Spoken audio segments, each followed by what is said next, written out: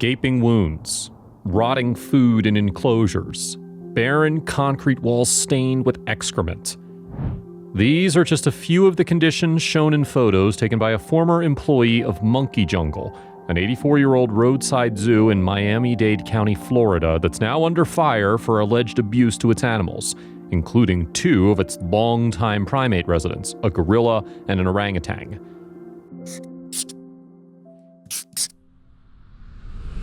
In the photos, the orangutan, named May, is shown standing against bars in her enclosure with her back to the camera, fully wet with what's believed to be urine. In other photos, King, the zoo's only gorilla, is shown with multiple wounds on his stomach and stuck inside a small concrete enclosure clutching at metal bars. More photos show birds inside tiny, dirty cages stacked on top of one another, stuck inside a small room with no ventilation. Melanie Lustig, the former ape caregiver who originally posted the photos online, had worked at the zoo for about 7 months before quitting on September 15th, a few days after Hurricane Irma ravaged the state. While the zoo denies the abuse allegations and says the photos show the animals after being secured in buildings for several days during the hurricane, Lustig told the Dodo she witnessed multiple instances where management neglected the animals.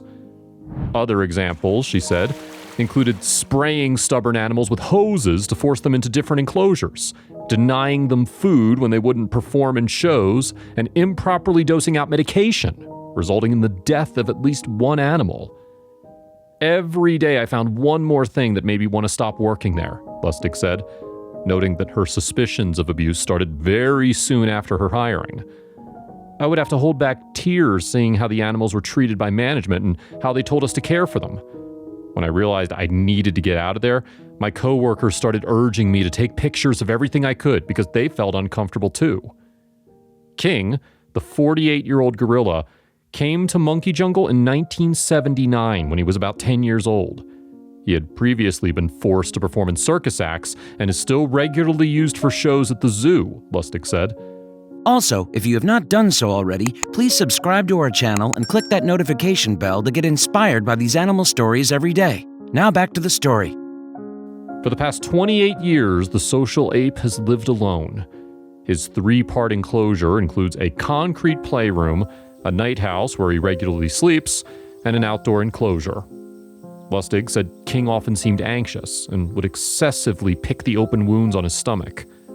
When Lustig suggested trying different treatments to heal King's open sores, management ignored her and continued using a spray ointment that he easily rubbed off, she alleges.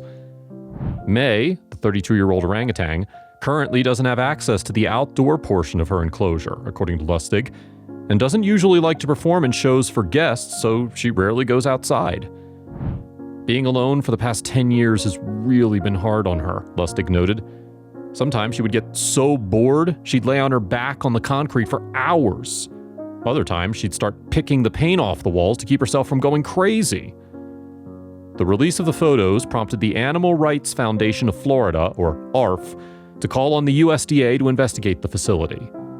Now, after 3 other former employees have spoken out, nearby Zoo Miami, which is unaffiliated with Monkey Jungle, is also encouraging an investigation of the allegations.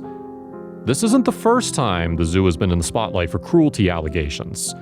In 1997, ARF spearheaded a campaign to convince Monkey Jungle to surrender King to Zoo Atlanta, where they believed he could live in a more species-specific environment with others of his kind.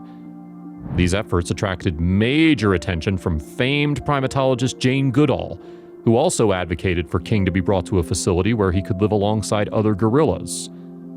That campaign lasted around 2 years, but unfortunately Monkey Jungle never budged. Nick Atwood, campaigns manager for ARF, told the Dodo. I'm sure they realized how he was a moneymaker for them, so they resisted all of our efforts to get him transferred. However, they did create an outdoor enclosure for him after that.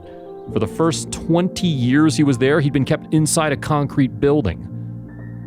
Atwood said his main concern for both King and May is their mental health from lack of stimulation. Many wild primates, especially gorillas, depend on their communities for daily socialization and bonding. They also require a huge amount of physical and mental stimulation. Orangutans constantly travel and climb trees throughout the day in the wild, while gorillas spend most of their day foraging for food. Monkey Jungle denied the allegations in a statement Sunday night. These photos and others, as well as certain false allegations and rumors, have been circulated to news media and on social media with a complete disregard for context, the statement said. The media is focused on pushing out stories, and in this case has ended up publishing sensationalized input, sometimes staged, from individuals promoting a negative agenda. ARF will continue advocating on King and May's behalf in hopes that they can be transferred to a new facility where they can live among other primates and receive adequate veterinary care.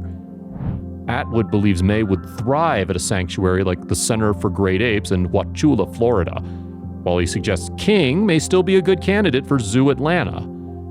Though with King's age and the fact he spent most of his life captive and alone, Atwood is unsure whether the gorilla could be easily integrated into a social group.